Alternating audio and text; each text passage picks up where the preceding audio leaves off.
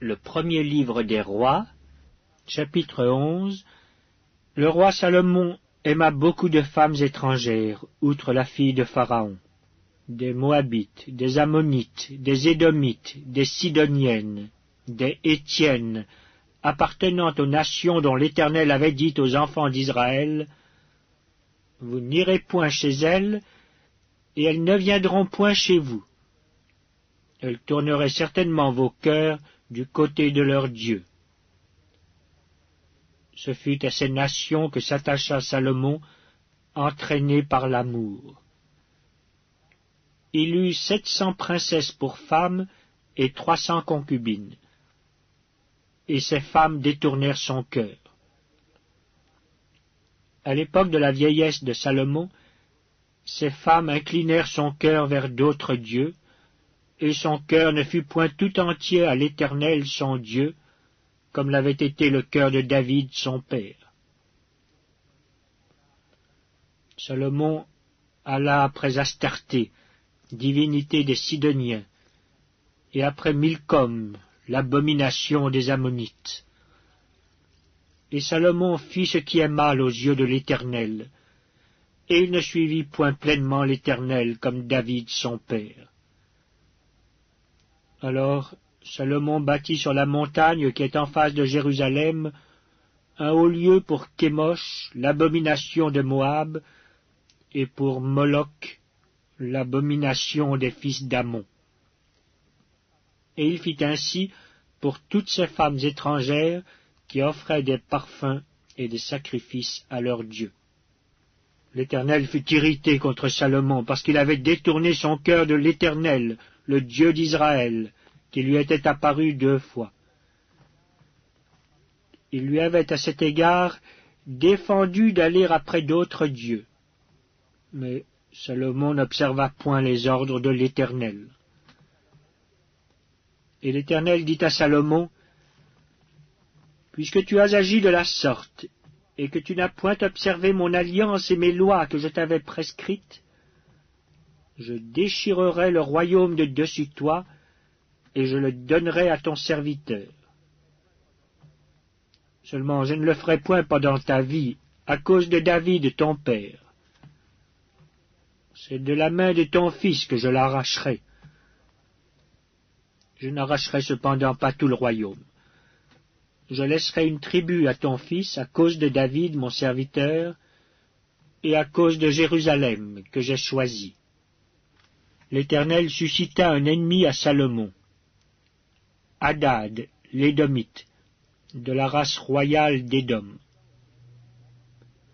Dans le temps où David bâtit Édom, Joab, chef de l'armée, étant monté pour enterrer les morts, tua tous les mâles qui étaient en Édom. Il y resta 6 mois avec tout Israël, jusqu'à ce qu'il en eût exterminé tous les mâles. Ce fut alors qu'Hadad prit la fuite avec des Édomites, serviteurs de son père, pour se rendre en Égypte. Hadad était encore un jeune garçon. Partis de Madian, ils allèrent à Paran, prirent avec eux des hommes de Paran, et arrivèrent en Égypte auprès de Pharaon, roi d'Égypte. Pharaon donna une maison à Hadad, pourvut à sa subsistance, et lui accorda des terres.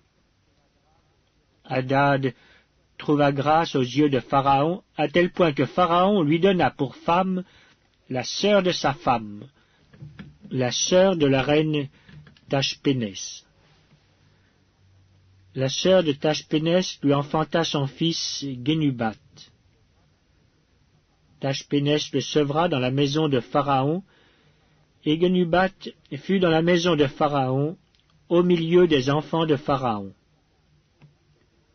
Lorsque Hadad apprit en Égypte que David était couché avec ses pères, et que Joab, chef de l'armée, était mort, il dit à Pharaon, « Laisse-moi aller dans mon pays. » Et Pharaon lui dit, « Que te manque-t-il auprès de moi pour que tu désires aller dans ton pays ?»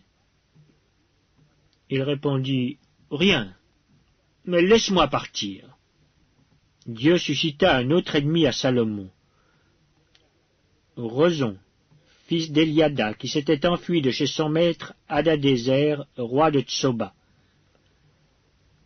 Il avait rassemblé des gens auprès de lui, et il était chef de bande lorsque David massacra les troupes de son maître. Ils allèrent à Damas et s'y établirent, et ils régnèrent à Damas. Il fut un ennemi d'Israël pendant toute la vie de Salomon, en même temps qu'Hadad lui faisait du mal, et il avait Israël en aversion. Il régna sur la Syrie. Jéroboam aussi, serviteur de Salomon, leva la main contre le roi. Il était fils de Nébat, Éphratien de Tséréda, et il avait pour mère une veuve nommée Tserna. Voici à quelle occasion il leva la main contre le roi. Salomon bâtissait Milo et fermait la brèche de la cité de David son père. Jéroboam était fort et vaillant. Et Salomon, ayant vu ce jeune homme à l'œuvre, lui donna la surveillance de tous les gens de corvée de la maison de Joseph. Dans ce temps-là, Jéroboam, étant sorti de Jérusalem, fut rencontré en chemin par le prophète Achija de Silo, revêtu d'un manteau neuf. Ils étaient tous deux seuls dans les champs. Achija saisit le manteau neuf qu'il avait sur lui, le déchira en 12 morceaux et dit à Jéroboam, « Prends pour toi 10 morceaux, car ainsi parle l'Éternel, le Dieu d'Israël. Voici, je vais arracher le royaume de la main de Salomon, et je te donnerai 10 tribus. Mais il y aura une tribu, à cause de mon serviteur David et à cause de Jérusalem, la ville que j'ai choisie sur toutes les tribus d'Israël. Et cela parce qu'ils m'ont abandonné, et se sont prosternés devant Astarté, divinité des Sidoniens, devant Kémosh, dieu de Moab, et devant Milcom, dieu des fils d'Ammon, et parce qu'ils n'ont point marché dans mes voies pour faire ce qui est droit à mes yeux, et pour observer mes lois et mes ordonnances, comme l'a fait David, père de Salomon. Je n'ôterai pas de sa main tout le royaume, car je le maintiendrai prince tout le temps de sa vie, à cause de David, mon serviteur, que j'ai choisi et qui a observé mes commandements et mes lois. Mais j'ôterai le royaume de la main de son fils, et je t'en donnerai 10 tribus. Je laisserai une tribu à son fils, afin que David, mon serviteur, ait toujours une lampe devant moi, à Jérusalem, la ville que j'ai choisie pour y mettre mon nom. Je te prendrai, et tu régneras sur tout ce que ton âme désirera. Tu seras roi d'Israël. Si tu obéis à tout ce que je t'ordonnerai, si tu marches dans mes voies, et si tu fais ce qui est droit à mes yeux, en observant mes lois et mes commandements comme l'a fait David mon serviteur, je serai avec toi, je te bâtirai une maison stable, comme j'en ai bâti une à David, et je te donnerai Israël. J'humilierai par là la postérité de David, mais ce ne sera pas pour toujours. Salomon chercha à faire mourir Jéroboam, et Jéroboam se leva et s'enfuit en Égypte auprès de Shishak, roi d'Égypte.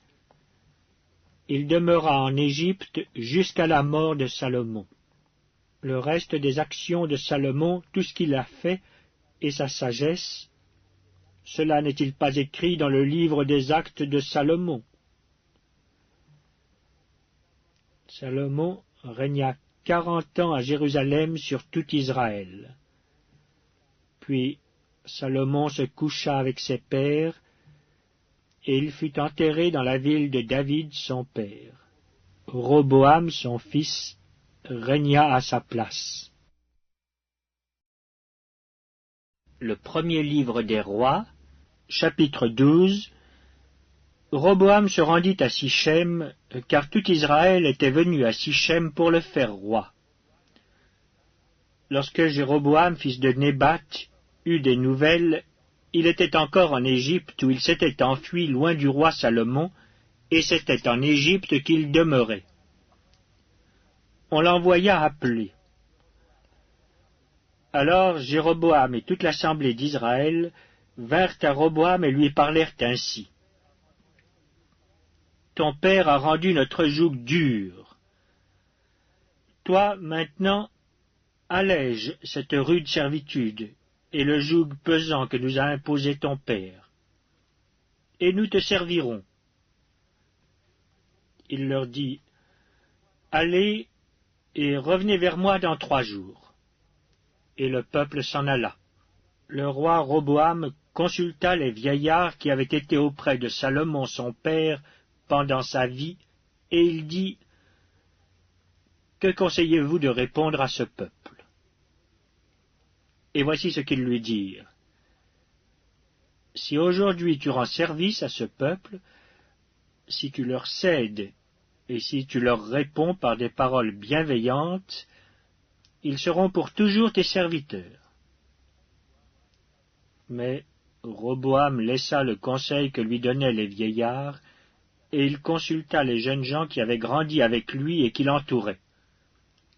Il leur dit, « Que conseillez-vous de répondre à ce peuple qui me tient ce langage? Allège le joug que nous a imposé ton père. » Et voici ce que lui dirent les jeunes gens qui avaient grandi avec lui. Tu parleras ainsi à ce peuple qui t'a tenu ce langage. Ton père a rendu notre joug pesant, et toi, allège-le nous. Tu leur parleras ainsi. Mon petit doigt est plus gros que les reins de mon père. Maintenant, mon père vous a chargé d'un joug pesant, et moi je vous le rendrai plus pesant.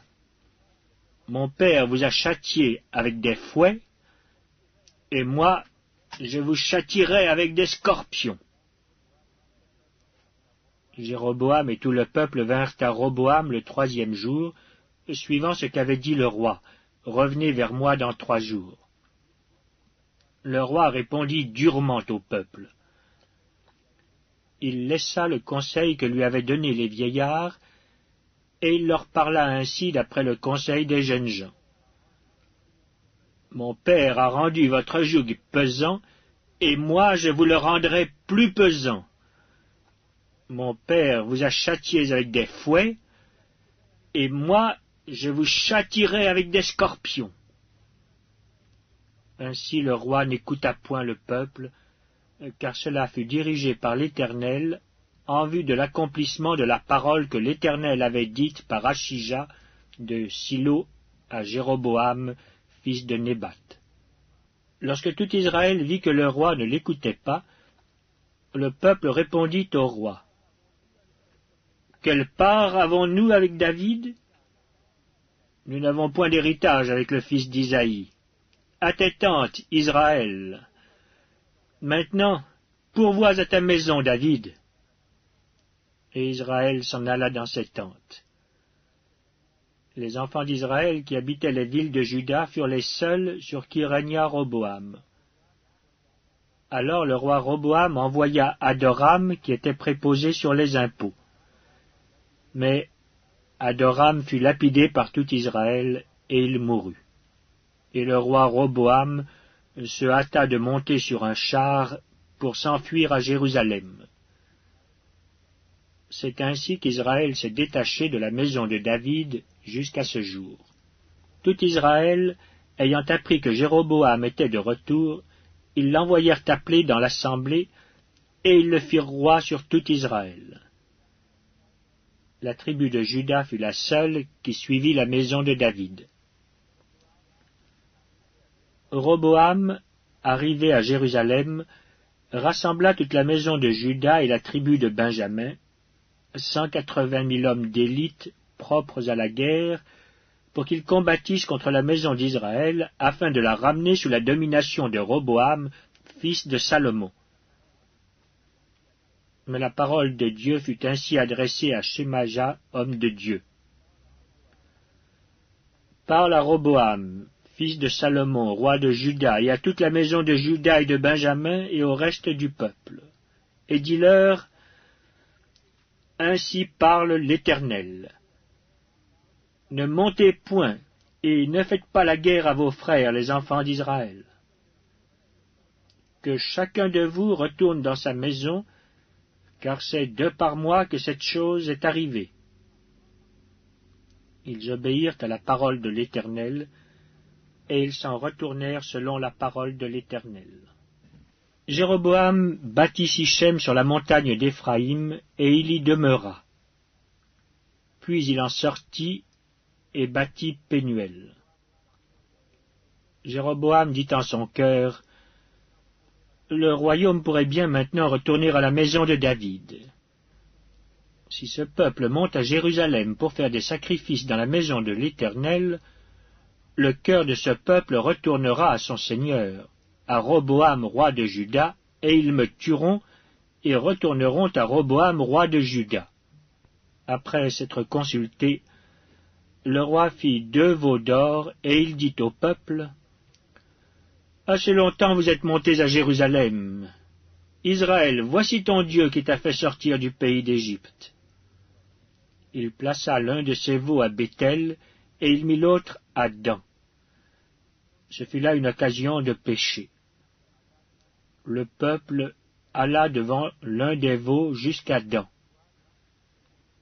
Jéroboam fit une maison de haut lieu, et il créa des prêtres pris parmi tout le peuple et n'appartenant point aux fils de Lévi.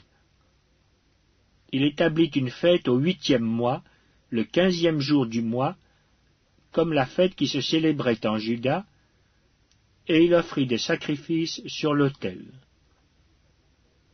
Voici ce qu'il fit à Béthel, afin que l'on sacrifiât au veau qu'il avait fait. Il plaça à Béthel les prêtres des hauts lieux qu'il avait élevés, et il monta sur l'autel qu'il avait fait à Béthel, le 15e jour du 8e mois qu'il avait choisi de son gré. Il fit une fête pour les enfants d'Israël, et il monta sur l'autel pour brûler des parfums.